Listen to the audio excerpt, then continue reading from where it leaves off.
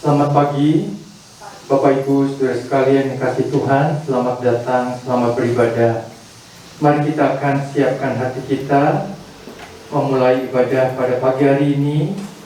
Kita memasuki Minggu Palem sebelum kita merayakan Paskah pada minggu depan. Saya akan membacakan firman Tuhan dari Yohanes 12 ayat yang ke-13. Mereka mengambil daun-daun palem dan pergi menyongsong dia sambil berseru-seru, Hosana, diberkatilah dia yang datang dalam nama Tuhan, Raja Israel. Yesus menemukan seekor keledai muda, lalu ia naik ke atasnya, seperti ada tertulis, jangan takut, hai putri Sion, lihatlah Rajamu datang, duduk di atas seekor anak keledai. Tuhan Yesus datang ke Yerusalem, disambut oleh orang banyak dengan daun-daun palem dan berseru, Hosana, diberkatilah dia yang datang dalam nama Tuhan. Pada minggu palem ini, mari kita mempersiapkan diri sebelum kita nanti hari Jumat mengadakan ibadah Jumat Agung, dan pada minggu depan kita merayakan Paskah. Mari kita bangkit berdiri, kita akan buka di dalam doa. Bapa kami dalam surga, terima kasih buat pengorbanan-Mu di atas kayu salib bagi kami. Pada minggu ini kami boleh bersama berdiam diri merenungkan bagaimana Tuhan datang ke Yerusalem, disambut oleh orang banyak dengan daun-daun palem yang dihamparkan di atas jalan. Tuhan, Kau disambut sebagai Raja, tetapi Engkau juga mau merendahkan diri, mati di atas kayu salib bagi menebus dosa-dosa kami. Terima kasih Tuhan buat pengorbanan-Mu yang sempurna bagi kami semua. Kami menyerahkan ibadah kami pada pagi hari ini ke dalam tangan-Mu. Berkati setiap kami yang hadir, berkati firman Tuhan yang sedang kami dengarkan bersama. Kiranya firman Tuhan menjadi rema bagi kami semua, supaya kami yang lemah dikuatkan, kami yang menghadapi persoalan boleh dimenangkan, boleh diberikan jalan keluar. Terima kasih Tuhan, terima kasih bahwa pertolongan kami datangnya daripada Tuhan Allah, Pencipta langit dan bumi. Turunlah kiranya dalam ibadah kami pada pagi hari ini anugerah, damai sejahtera dari Tuhan kita Yesus Kristus. Mari kita semua berkata amin. Amin. Kita akan tetap di dalam sikap berdoa. Kita mau menyembah Dia. Kita mau datang dengan segenap hati kita di hadapan Tuhan. Haleluya, Yesus, kami datang dengan penuh kerinduan. Haleluya, Yesus. Di hadapan hadirat-Mu ya Bapa, ku datang dengan penuh kerinduan. Di hadapan hadirat-Mu ya Bapa, segala keangkuhan ku hilang di hadap-Mu. Di hadapan hadirat-Mu ya Bapa, ku datang dengan penuh kerinduan. Di hadapan hadirat-Mu ya Bapa,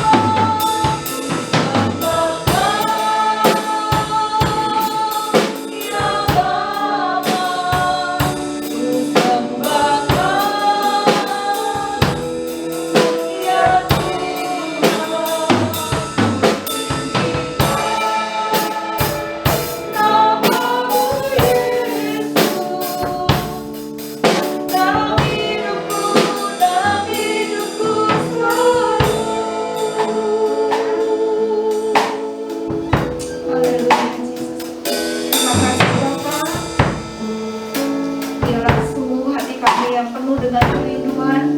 Pada pagi siang hari ini kami mau serahkan setiap pribadi kami ke dalam tangan-Mu. Biarlah sungguh kami boleh menyambut kehadiran-Mu di dalam kehidupan kami. Roh Kudus menolong setiap kami. Terima kasih Bapa, kami serahkan ke dalam tangan-Mu pujian penyembahan kami, seluruh keberadaan kami, hati kami yang siap ditabur oleh firman Tuhan. Nama Tuhan Yesus yang ditinggikan dan dimuliakan. Terima kasih Bapa, segala puji hormat syukur kami naikkan bagi Engkau. Dalam nama Tuhan Yesus kami sudah berdoa. Kita bersama katakan amin. Shalom Bapak Ibu yang kasih Tuhan. Shalom. Shalom juga bagi Bapak Ibu Saudara yang beribadah di rumah. Kita percaya lawatan Tuhan akan terjadi di dalam kehidupan kita. Amin. Haleluya. Kita angkat satu pujian. Alam semesta melukiskan kebesaran Tuhan. Kita mau naikkan kata Hosana bagi Dia. Seperti tadi firman Tuhan mengatakan, Tuhan Yesus disambut dengan daun-daun palem. Biarlah dengan pujian kita boleh naikkan bagi Dia. Haleluya. Alam semesta melukiskan kebesaran Tuhan.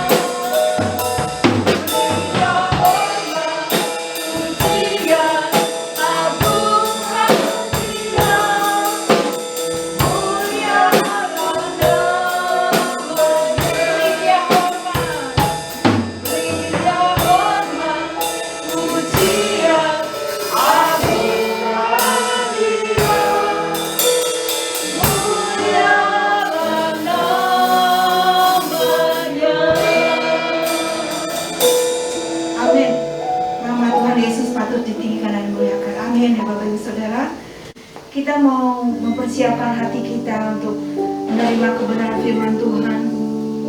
Kita percaya bahwa kuasa firman yang sanggup mengubahkan hidup kita.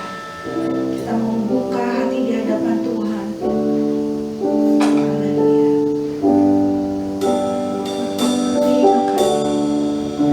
Aku datang dan ku bersujud di hadapan-Mu. Ku rasakan indah hadirat-Mu.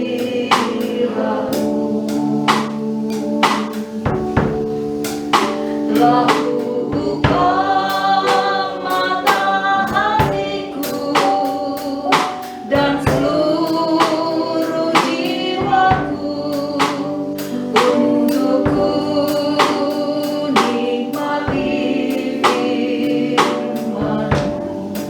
Aku datang ya Tuhan, aku datang dan ku bersujud di hadapan-Mu. Ku rasakan indah hadirat-Mu.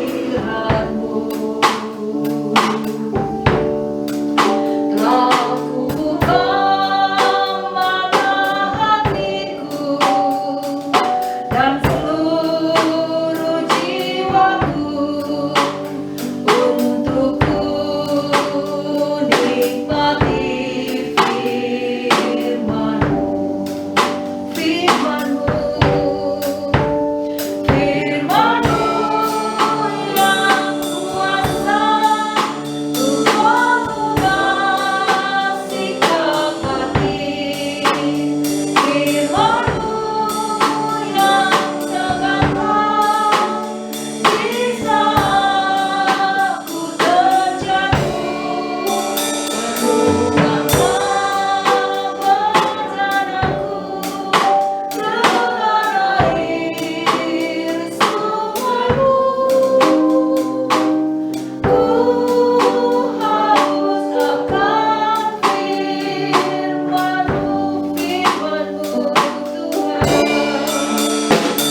Firman-Mu yang kuasa untuk mengubah sikap hati. Firman-Mu yang tegakkan di saat ku terjatuh. Penuhkanlah bencanaku dengan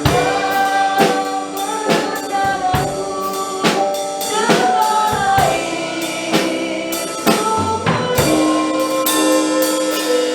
Ku haus akan firman-Mu. Penuhkanlah bencana, penuhkanlah bencanaku dengan air sumur-Mu. Ku haus akan firman-Mu.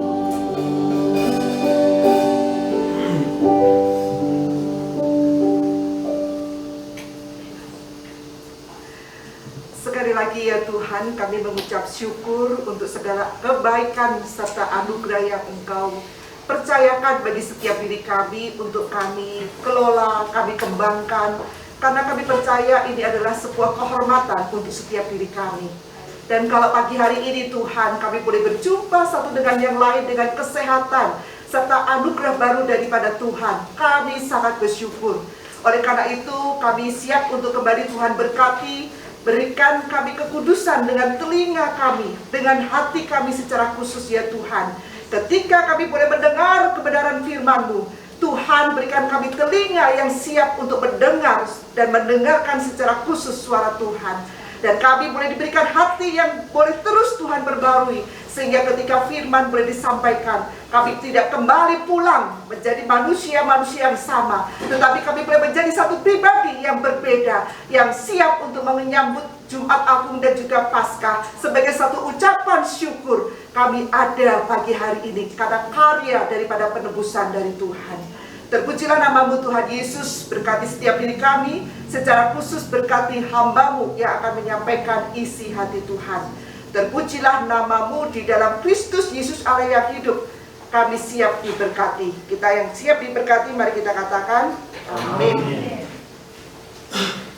Bapak Ibu Saudara sekalian, selamat pagi. Oh, ini gak jalan ya. Bapak Ibu, mari saya mengajak kita untuk melihat satu tema yang cukup menarik, yaitu teladan kerendahan hati daripada Tuhan Yesus.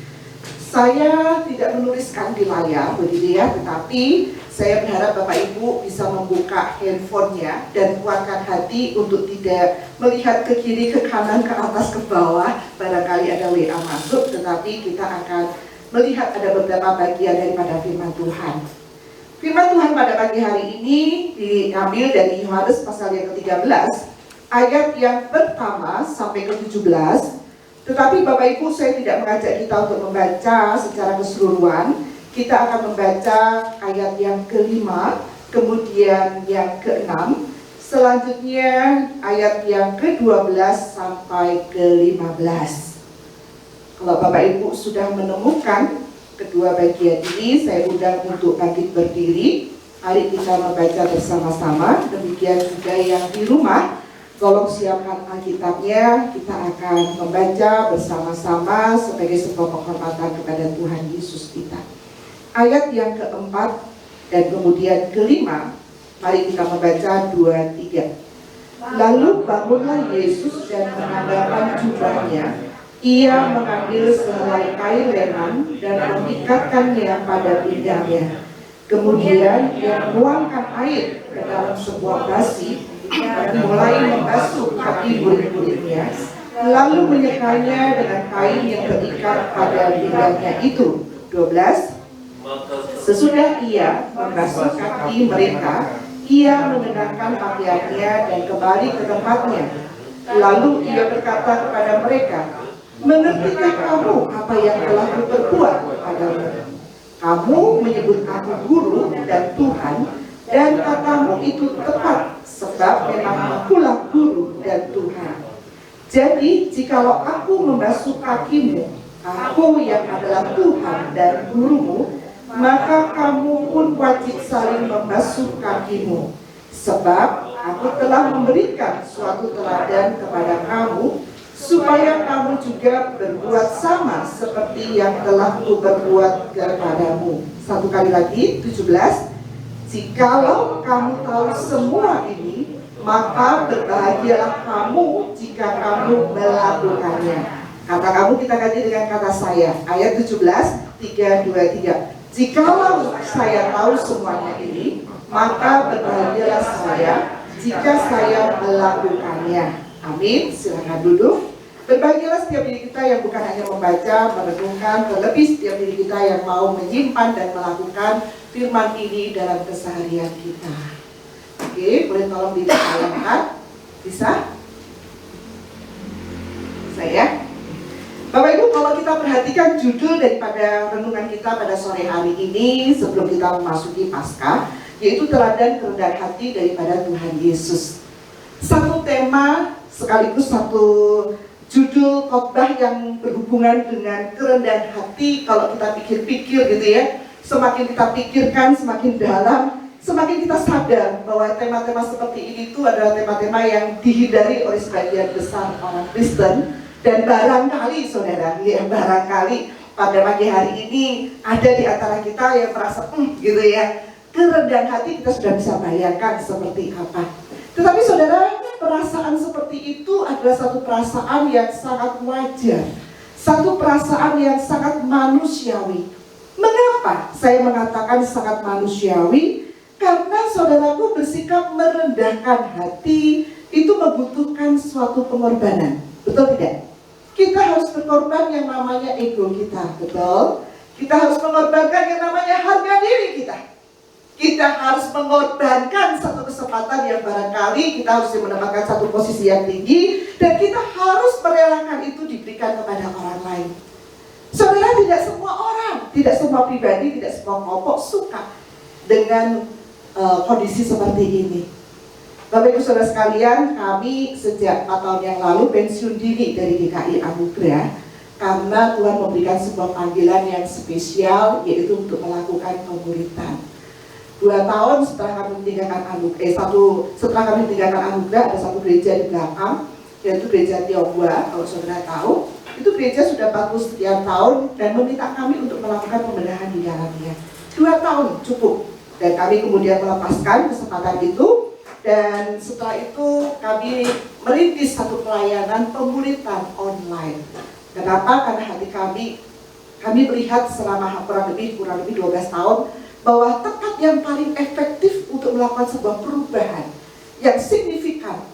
Pribadi bisa mempraktekkan firman, tidak hanya sekedar pengetahuan dan juga tidak sekedar menyenangkan telinga, tidak ada tempat yang lain selain pemuritan. Maka saudara ya, makanya kenapa Tuhan Yesus itu begitu intens. Ya, dia tidak memakai kendaraan yang KKR besar-besaran, tidak gitu ya. Ketika dia melakukan satu pertemuan dengan 5.000 orang itu tidak disengaja. Tapi kalau kita perhatikan 3,5 tahun itu, Yesus begitu intens dengan yang namanya pemuritan. Dari 3 orang, 12 murid, kemudian lanjut menjadi 70, 120, baru 500, itu juga bagian yang kesekian.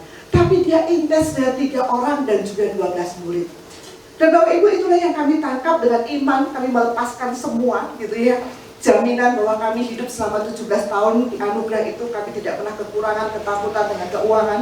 Tetapi Tuhan bersyukur ketika kami mengambil kesempatan itu, justru kami mengalami lawatan Tuhan yang seperti Bapak katakan tadi. Ya, kami mengalami bagaimana Tuhan pelihara kami. Dan saya tidak akan menceritakan dengan lebih detail pelayanan yang kami lakukan dan bagaimana Tuhan pelihara kami. Tetapi yang saya mau ceritakan di tempat ini adalah begini. Saya bertemu dengan satu perempuan, ya, yang kami melakukan pelayanan, kami yang sama-sama bertemu setiap hari Rabu malam itu by Zoom untuk pemuritan. Nah, satu kali ibu ini tuh bercerita, bukan satu kali ya, baru Rabu yang kemarin dia bercerita begini. Sikap saya ini salah apa enggak? Saya tanya kenapa? Dan dia berkata begini, di tempat sekolah saya ada satu orang rekan itu dalam kondisi yang susah sekali. Susah secara ekonomi, susah secara apapun juga, orangnya susah. Dan hari itu dia membutuhkan sedikit bantuan. Nah, pada waktu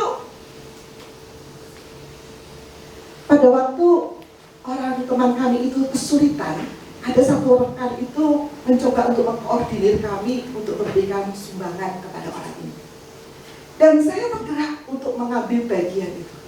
Nah, tapi pada waktu saya berbicara sama koordinatornya, saya hendak mengambil bagian, koordinatornya itu mengatakan kepada saya begini, sehari-hari aja kamu susah hidupnya. Kamu ngapain ikutan ambil bagian? Udah, biarin orang lain.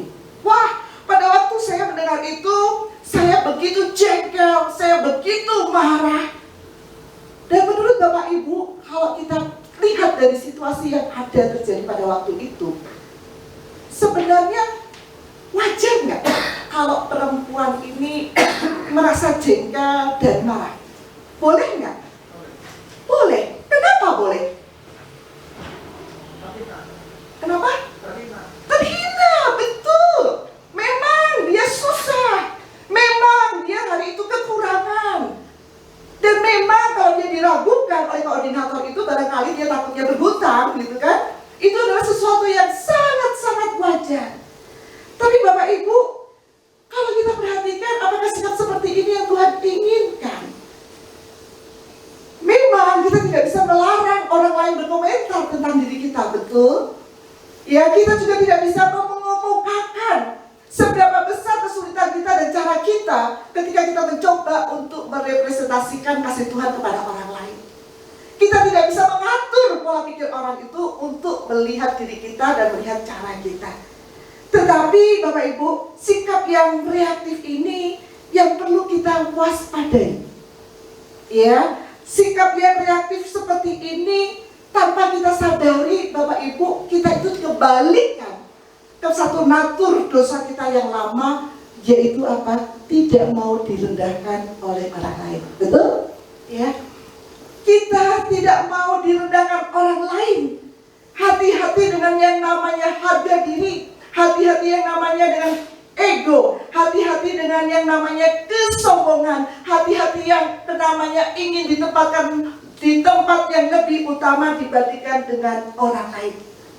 Karena kalau kita tidak hati-hati, Bapak Ibu, maka natur ini akan membawa kita tanpa kita sadari ke satu zaman di mana Adam dan Hawa berbenturan dengan Allah, dan kemudian mereka harus meninggalkan Taman Eden. Masih ingat? Mereka keluar karena apa? Karena mereka tidak sepakat dengan Allah, karena mereka merasa diri lebih baik dari Allah. Saudaraku, Jumat depan kita akan memasuki Jumat Agung dan kemudian Paskah. Betul ya? Satu hari sebelum Yesus ditangkap dan kemudian diadili, disiksa sampai mati, dan kemudian dia harus digiring di atas kayu salib dan kemudian bangkit. Saudara, jika kita mempelajari kronologi di balik peristiwa perikop yang kita baca pada pagi hari ini, kita akan melihat ada satu kesengajaan yang Yesus lakukan. Dia sengaja mengagendakan, dia sengaja menginvestasikan waktunya kepada 12 murid. Dan ini kenapa dikatakan kesengajaan? Karena 3,5 tahun Yesus tuh bisa dikatakan, bisa dihitung dengan jari, dia punya momen tidak terlalu banyak dengan 12 orang murid. Ya. Yesus bukan hanya sekedar menginvestasikan untuk bercakap-cakap, enggak. Dia juga bukan hanya sekedar untuk makan bersama dengan mereka sebagai malam perpisahan, tidak juga, gitu ya. Tetapi saudaraku, Yesus mengajarkan satu sikap yang sepertinya tidak terlalu disukai oleh banyak orang, yaitu yang disebut dengan kerendahan hati. Nah, kalau tema ini, topik ini sengaja menjadi topik utama pada waktu Yesus hendak mengakhiri perjalanannya di dunia ini untuk kemudian diadili, Bapak Ibu, kita pasti bisa menduga apa yang dipikirkan Tuhan hari itu dengan 12 para murid. Hari itu Yesus menemukan 3,5 tahun tidak ada satupun di antara para murid yang memiliki sikap hati yang rendah hati seperti yang ia inginkan. Betul? Betul. Ya, kalau tidak, Yesus akan mengangkat topik yang lain. Banyak topik yang belum dia berikan kepada para murid untuk mempersiapkan diri mereka. Tetapi kenapa topik ini menjadi satu sorotan daripada Tuhan Yesus? Karena Yesus melihat ada satu sikap hati yang begitu penting, begitu urgent, begitu sesuatu yang sangat signifikan, yang para murid harus segera sadar dan para murid harus segera menghidupi sikap ini.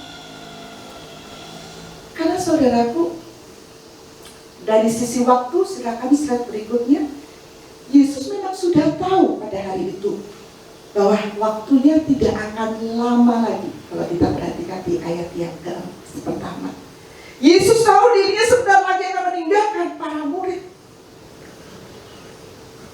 Dari sisi keaktifan, Yesus juga tahu iblis juga aktif bekerja ketika dia hendak mengajarkan hal yang esensi, hal yang penting untuk mempersiapkan para murid sebelum meninggalkan mereka. Yesus berbicara, iblis juga berbicara, betul? Ketika Yesus berbicara, Yudas dibisiki oleh iblis. Perhatikan Bapak Ibu, ketika Yesus berbicara, ketika firman hendak berbicara, Bapak Ibu ingat pelajaran ini.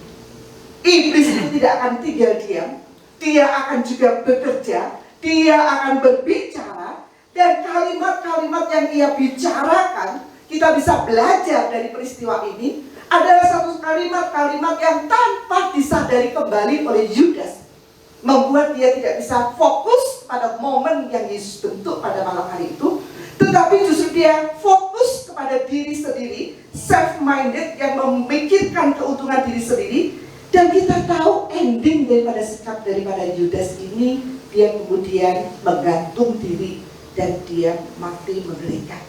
Hati-hati saudara, Ketika firman itu berbicara, ketika Yesus berbicara, iblis juga berbicara. Ya. Ketika Yesus dan firman itu bekerja, iblis juga bekerja. Hati-hati. Nah, dari sisi keilahian, kalau kita perhatikan di ayat yang ketiga, saudara, Yesus tahu dengan benar bahwa dirinya datang dari Allah dan harus kembali kepada Allah. Agar apa? Agar karya keselamatan yang menjadi satu visi tunggalnya ketika dia datang ke dunia ini, itu sudah waktunya diberikan kepada orang-orang yang ia kasihi. Secara khusus 12 orang muridnya dan termasuk kita. Dan dari sisi relasi, saudara, ayat ke-6, Yesus juga tahu bahwa Petrus yang hatinya selalu berkobar, menyebut dirinya guru, yang mengakui bahwa dirinya adalah Tuhan, juga memiliki sebuah kesulitan, satu sikap rendah hati yang Yesus inginkan. Kalau Petrus yang memiliki satu hati yang begitu luar biasa kepada diri Tuhan aja gagal, saudara, kita bisa menebak apalagi 11 murid yang lainnya. Betul? Iya. Nah, sebenarnya saudara, kalau kita perhatikan dengan sungguh-sungguh slide berikutnya, sebenarnya pesan bernilai kekal seperti apakah yang hendak Yesus sampaikan pada momen itu. Yang pertama, Bapak Ibu, mari kita fokus pada pesan yang pertama. Saudaraku, kerendahan hati itu bukanlah pengorbanan. Ya, catat ini, simpan ini di dalam hati kita. Kerendahan hati bukanlah pengorbanan. Pengorbanan, saudaraku, adalah sesuatu yang harus kita relakan untuk dilepas, betul nggak? Ya, itu yang namanya berkorban. Kita tidak mau menggenggam, kita rela melepas, itu boleh dikatakan salah satu disebut dengan pengorbanan.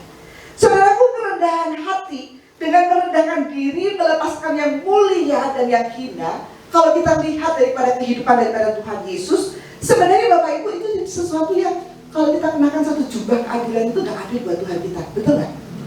Ya, siapa Tuhan kita? Di dalam Kolose pasal yang pertama ayat 15-19, kalau saudara baca, saudara di situ diberikan sebuah gambaran yang begitu utuh, begitu jelas. Saudara bisa menemukan Kolose pertama ayat 15-19, boleh ditolong dibantu dibaca. Silakan Pak, berdiri Pak. Iya, silakan dibaca Pak. Kolose 1 ayat 15. Ia adalah gambaran Allah yang tidak kelihatan, Yes. yang sulung, lebih utama dari segala yang diciptakan. Ayat 16.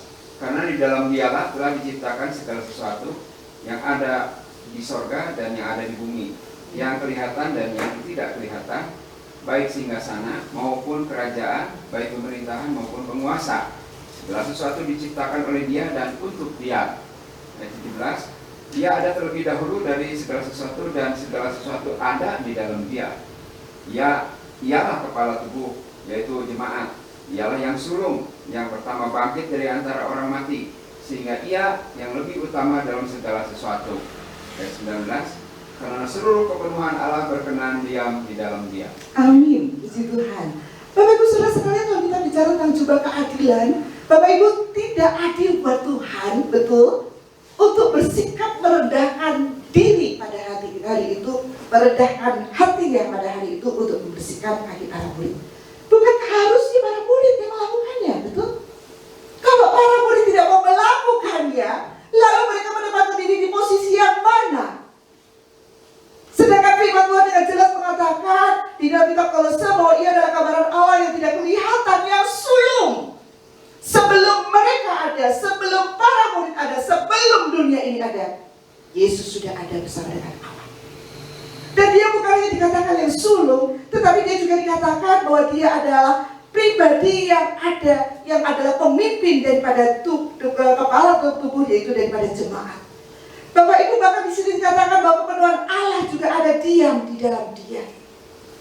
Saudara, siapa Yesus sampai Dia rela mengorbankan? Dan itu adalah sebuah pengorbanan yang tidak boleh kita kenakan pada diri kita.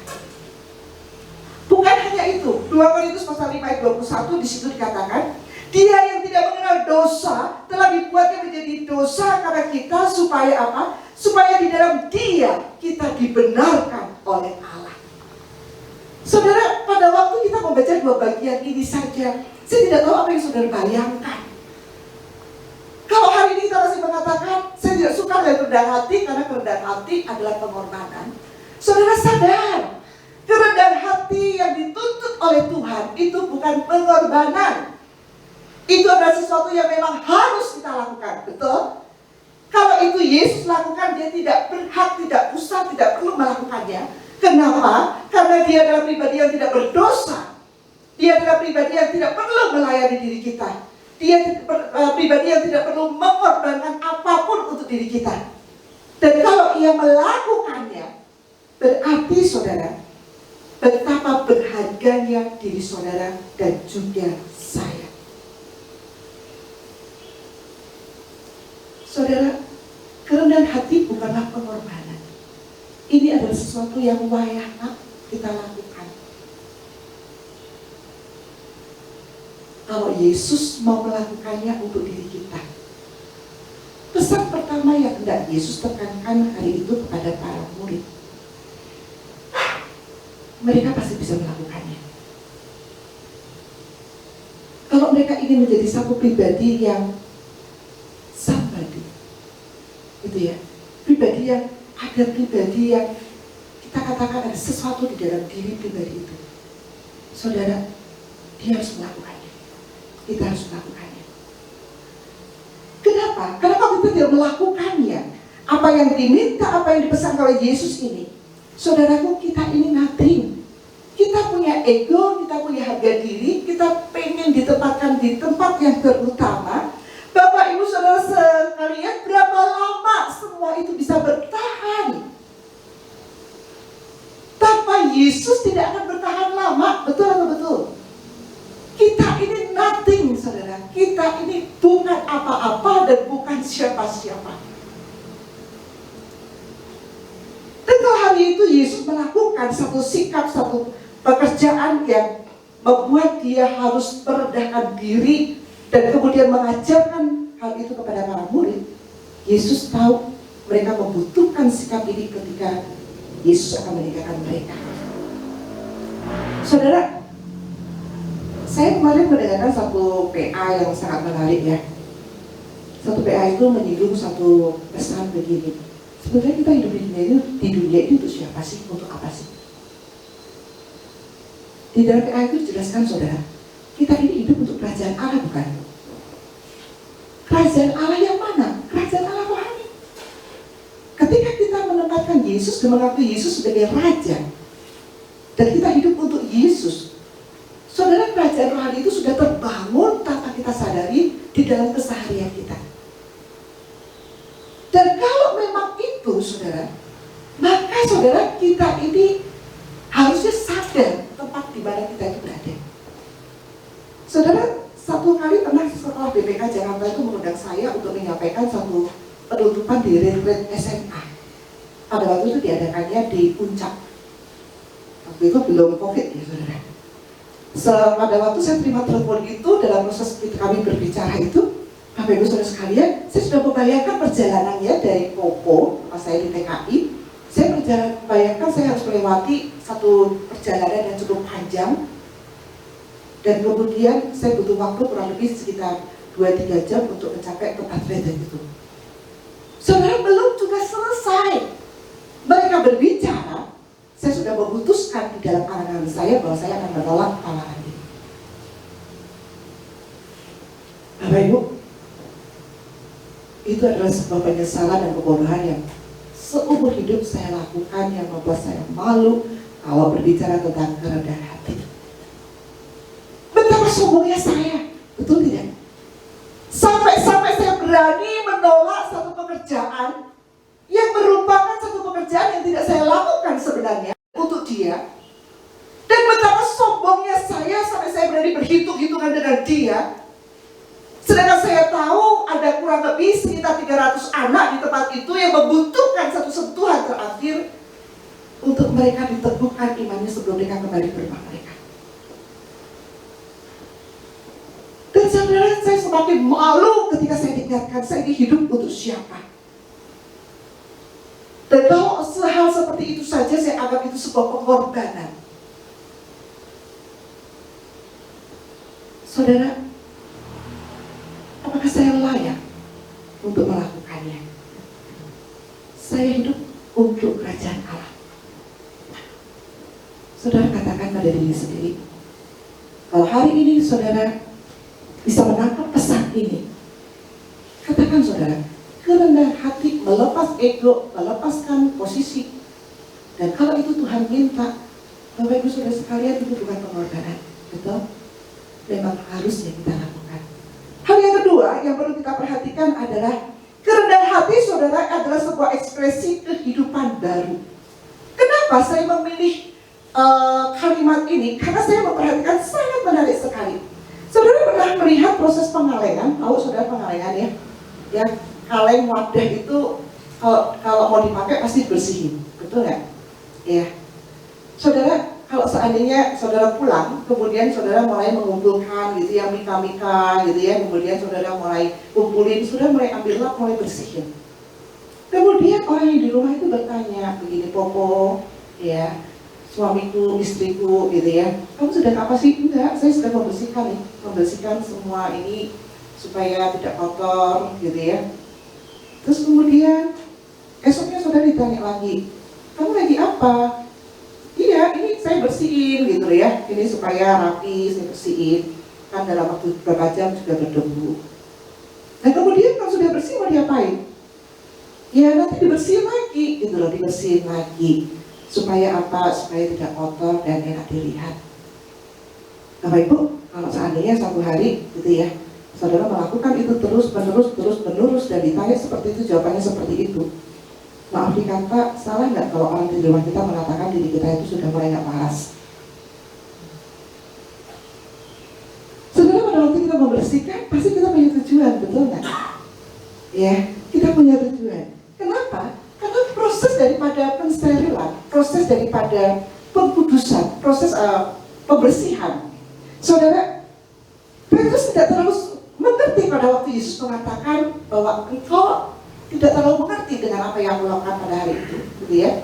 Tetapi saudara, yang Yesus maksudkan pada pagi hari ini untuk diri kita ini, saudara, kita itu hidup di satu zaman yang berbeda dengan para murid.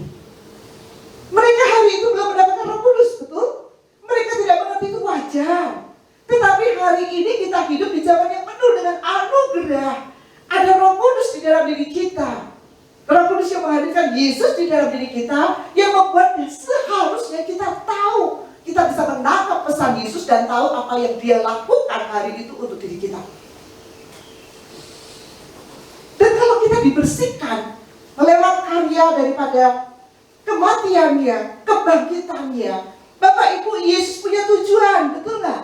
Tujuannya adalah apa? Bukan hanya membawa kita dari bumi, kemudian kita dibawa, kemudian dimasukkan ke surga, bukan hanya seperti itu.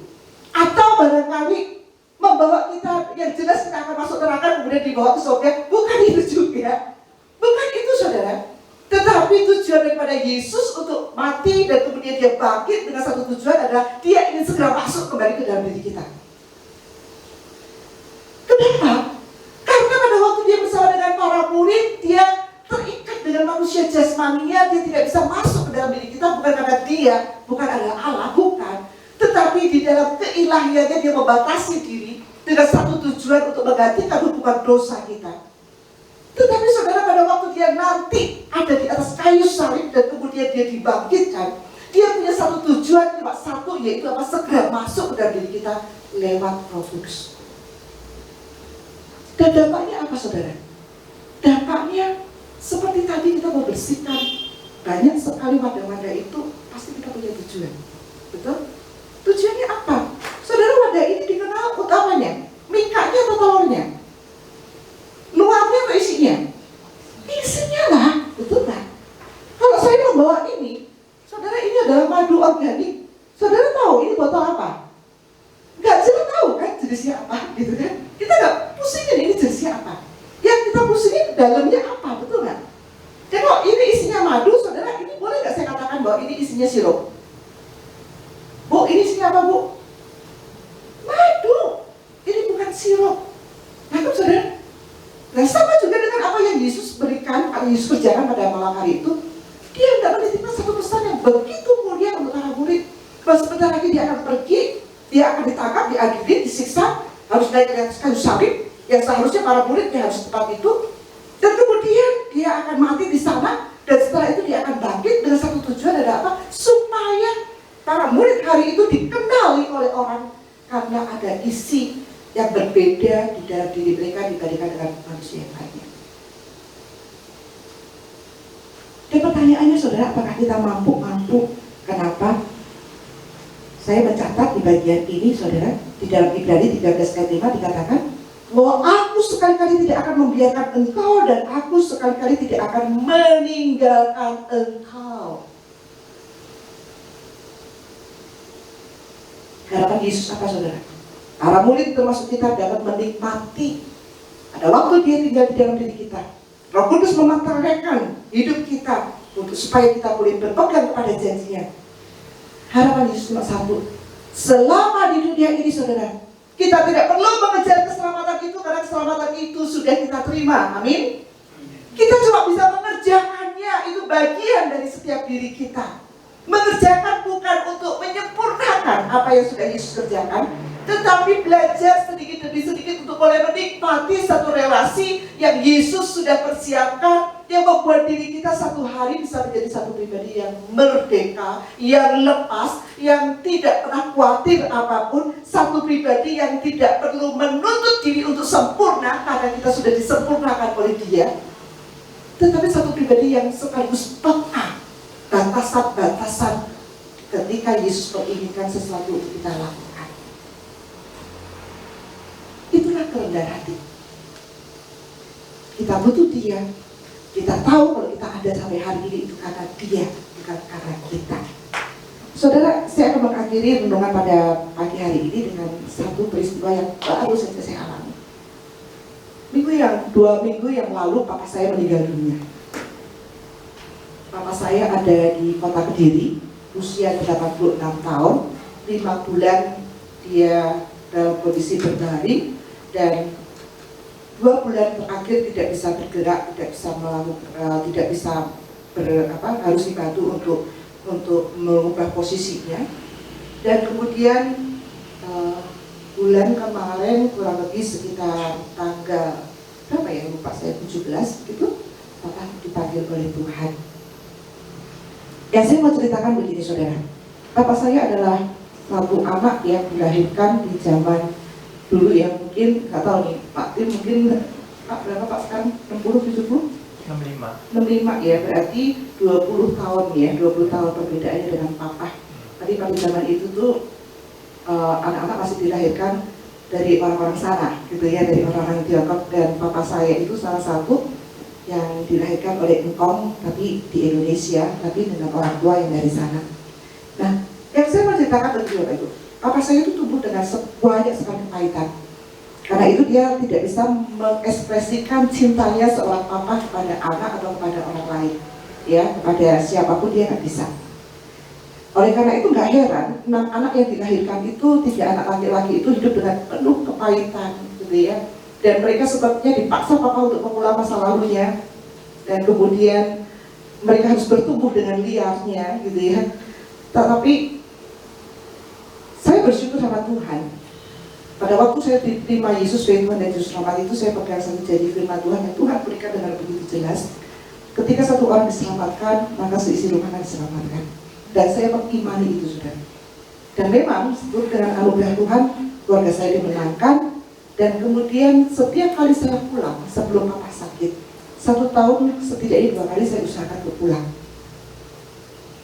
Karena saya cuma satu papa, yang lainnya sudah terima Yesus, cuma papa. Setiap kali saya pulang, saya mengatakan pada papa, papa kangen nggak, rindu nggak dengan koko papa yang jadi pendeta yang sudah dipanggil Tuhan.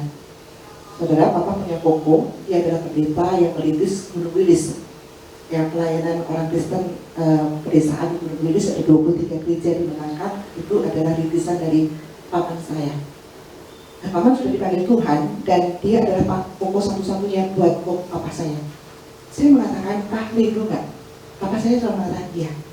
Gak ada cara lain, Pak, terima Yesus. Itu saja, saudara. Kalau saya pulang, saya selalu begitu. Sebelum pulang, saya selalu begitu. Nah, satu hari saya dapat kabar bahwa papa terima Yesus dan kemudian dibaptis. Oh, saya senang sekali. Ya, jauh sebelum dia sakit. Nah, saudara, pada sakit, saya melihat bagaimana Tuhan itu pelihara. Saya nggak pernah mengerti kenapa kok Tuhan izinkan saya harus keluar dari GKI Anugerah, kemudian saya harus melayani di gereja kecil, dan saya harus melepaskan semua pelayanan gereja secara gedung, dan saya harus online. Makanya saudara, selama 3 tahun ketika kami merintis pelayanan itu sampai hari ini, saudara, papa itu ikut gantian. Ya karena dia kan tidak bisa ke gereja kan, tidak bisa ke gereja, jadi nggak mau online gitu loh. Ya, handphone itu selalu standby gitu kan, dan apalagi yang terakhir dia tidak benar-benar nggak bisa bergerak itu, ini selalu terpasang di telinganya. Dia nggak bisa bicara, tetapi saudara, firman itu nggak pernah berhenti setiap minggu dan dia ibadah. Pada waktu zaman kudus pun dia ikutin. Mama juga begitu, karena mama usianya 82 tahun. Nah Bapak Ibu, sampai hari terakhir sebelum papa meninggal, saya dapat kabar dari papa, dari keluarga, ini mata papa sudah nggak bisa bergerak, kakinya sudah dingin, saya minta cek untuk saturasinya, dan saudara benar saturasinya sudah 50, tidak terdeteksi beberapa waktu, kemudian muncul angkanya. Saya malah katakan kepada mama, "Mah, siap-siap ya Mah, ini papa sudah lagi nggak ada, mau berangkat." Dan saya bilang sama sisi saya, sedang panggil pendeta kamu datang untuk perjamuan kudus terakhir dan kemudian doa pelepasan. Dan benar saudara, ada setengah jam pendeta datang menyanyi firman doa pelepasan, papa kemudian berangkat. Dan sebelum papa berangkat, saya mengatakan kepada papa, kalau papa mau berangkat, ya papa tidak usah khawatir dengan mama, tidak usah khawatir dengan kami anak cucu mantu. Papa bukannya rindu ketemu dengan Koko. Koko sekarang bersama dengan Tuhan Yesus. Kalau nanti Yesus datang bersama dengan Koko jemput papa, tangkap tangannya dan kemudian papa berangkat. Dan saudara, papa saya waktu itu gitu. Dan saya percaya benar-benar papa mendengar. Dan memang saudara, nggak lama kemudian pendeta datang dan kemudian papa berangkat. Yang ingin saya mau ceritakan begini saudara, di pemakaman saya hadir, saudara, di prosesi pemakaman itu, saudara, saya diminta untuk menceritakan tentang papa buat saya. Entah kenapa Bapak Ibu, saya juga tidak mengerti. Yang dipikirkan saya cuma satu hari itu, kalau papa hari itu bersama dengan kami di rumah duka itu, pasti hal pertama yang papa hendak lakukan mengucapkan terima kasih kepada anak yang merawatnya. Betul nggak? 5 bulan saudara, Koko saya yang pernah dipukuli, pernah dihajar, pernah digantung, mengalami begitu banyak luka batin, justru dia yang merawat papa kami selama 5 bulan terakhir. Tidak banyak bicara. Bau papa yang sudah busuk, luka-lukanya mengeluarkan nanah segala macam, dia lap dengan sabar, dengan telaten. Dan saya tidak tahu kenapa saudara, hari itu yang di pikiran saya, kalau papa hari ini ada, papa, hal pertama yang papa hendak katakan, papa akan peluk anak lakinya dan kemudian dia mengatakan terima kasih. Dan saudara, hari itu saya berdiri, saya mengatakan itu kepada orang banyak dan secara khusus kepada kakak saya yang hari itu hadir. Dan saudara, kakak saya yang pahit hati, yang sudah tidak mau ke gereja ini karena masalah yang cukup banyak termasuk rumah tangganya, itu mulai lembut hatinya. Dia menangis, dan dia menangis, saudara, saya mengatakan, saya mewakili papa, saya minta maaf kalau tidak bisa hadir sebagai papa buat anak-anak laki. Dan saya juga mewakili papa meminta maaf kalau papa selama ini mengecewakan. Dan saya juga mengatakan kepada saudara saya mewakili papa mengucapkan terima kasih secara khusus untuk Koko saya ini. Saudara, kalau itu bukan pekerjaan Roh Kudus, pekerjaan siapa? Betul? Papa saya adalah pribadi yang dicintai Tuhan. Ketika dia dipanggil Tuhan pun masih membersihkan namanya, membersihkan nama papa saya, membersihkan luka-luka terakhir yang ditinggalkan untuk anak-anaknya. Saudara, kalau itu bukan pekerjaan Roh Kudus dan pekerjaan Tuhan Yesus kita, itu pekerjaan siapa? Saudara, pertanyaan buat diri kita hari ini, kita hidup untuk siapa? Dan kita isi hidup kita itu dengan apa? Mari kita siapkan diri kita dengan perenungan yang cukup panjang sampai kita memasuki Jumat Agung. Dan kalau kita sudah menemukan jawabannya, saudara, datang ke tempat ini, beribadah, berikan hati saudara yang terbaik, katakan thank you. kalau Engkau sudah mati menggantikanku. Bahkan Kau memateraikan hidupku dengan Roh Kudus yang membuat diriku hari ini tidak perlu khawatir menjalani hidup yang penuh dengan kesalahan. Dan terima kasih kalau ke depannya nanti ketika aku mengerjakan bagianku, Engkau yang menyempurnakan. Dan katakan terima kasih untuk kehidupan baru yang Engkau anugerahkan. Mari kita tundukkan kepala kita berdoa. Sekali lagi Tuhan, kami mengucap syukur untuk kebenaran firman-Mu. Barangkali di antara kami tidak terlalu banyak mengerti dengan pesan yang disampaikan. Tetapi satu hal kami menangkap, satu dua nilai yang akan kami bawa pulang. Bahwa diri kami adalah pribadi yang Engkau kasihi, kami adalah milik-Mu, dan Engkau rela memperlihatkan kasih yang tidak pernah kami pikirkan, yaitu berkorban untuk diri kami. Dengan posisi kami tidak mau berkorban untuk Engkau, Engkau tetap berkorban untuk kami. Kami sangat bersyukur Tuhan. Dan terlebih kami bersyukur untuk kehidupan baru yang Engkau anugerahkan. Berikan kami kesempatan Tuhan di hari ke depan untuk sungguh-sungguh merenungkan betapa berharganya hidup kami untuk Engkau dan Engkau untuk kami. Terima kasih Tuhan Yesus untuk firman-Mu pada pagi hari ini. Segala puji, hormat, kemuliaan kami kembalikan kepada Tuhan Yesus kami. Di dalam nama Yesus kita yang sudah diberkati, mari kita katakan amin. Amin.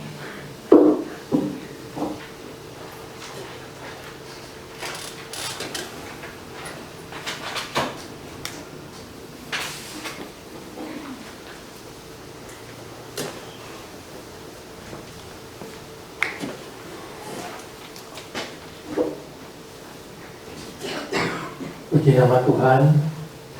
Terima kasih buat firman Tuhan yang telah disampaikan oleh hamba-Nya, penginjil Mingyan. Saya sempat juga berpikir di masa-masa yang kedukaan ya, apakah Ibu Mingyan bisa melayani pada pagi hari ini. Tapi puji nama Tuhan, Tuhan menyertai dan memimpin pelayanan Ibu Mingyan. Kiranya Tuhan senantiasa menghiburkan, menguatkan keluarga, saudara-saudara yang ditinggalkan oleh ayah ya, terkasih. Warta untuk minggu ini, pada hari Rabu seperti biasa ada doa pagi jam 6 sampai jam 7 melalui Zoom. Linknya bisa didapat di Warta Jemaat. Pada hari Jumat ini kita ada kebaktian Jumat Agung. Kita bersama akan datang mempersiapkan diri menerima perjamuan yang kudus yang diadakan pada hari Jumat jam 9 pagi. Kiranya kita semua boleh mempersiapkan diri menerima perjamuan yang kudus. Petugas yang melayani adalah Bapak Yan Gerard dan Bapak Nandang. Pada minggu depan kita merayakan Hari Kebangkitan, Hari Paskah. Firman Tuhan akan disampaikan oleh Pendeta Joachim Wang. Kiranya kita semua boleh menerima berkat-berkat rohani pada hari Paskah, Hari Kebangkitan Tuhan Yesus. Mari sebentar kita akan memberikan persembahan. Kita akan satukan hati masuk dalam doa. Tuhan, terima kasih buat kebenaran firman-Mu, di mana kami boleh belajar teladan kerendahan hati daripada Tuhan Yesus. Tuhan, kami tahu Engkau sangat menginginkan kami sebagai anak-anak-Mu mempunyai karakter seperti Tuhan Yesus yang rendah hati. Tuhan, ajarkan kami untuk mengikuti teladan Engkau di dalam dunia yang fana, di dalam kehidupan kami yang sementara di dalam dunia ini. Biarlah kami boleh belajar terus untuk menjadi orang yang rendah hati. Kiranya Allah Roh Kudus menolong kami, menyertai kami di dalam pelajaran kerendahan hati ini. Berkati hamba-Mu, Ibu Mingyan yang sudah menyampaikan firman Tuhan. Tuhan kiranya memberkati pelayanannya bersama dengan suami Bapak Gideon. Dimanapun Tuhan pimpin, mereka boleh melayani jiwa-jiwa yang membutuhkan pelayanan mereka. Terpujilah nama-Mu. Kami akan memberikan persembahan kami. Berkati persembahan ini boleh dipakai bagi pekerjaan Tuhan. Di dalam nama Tuhan Yesus, Juru Selamat kami yang hidup, kami berdoa. Amin. Amin. Pujilah Tuhan seluruh umatnya, berikan Dia masyurkan namanya.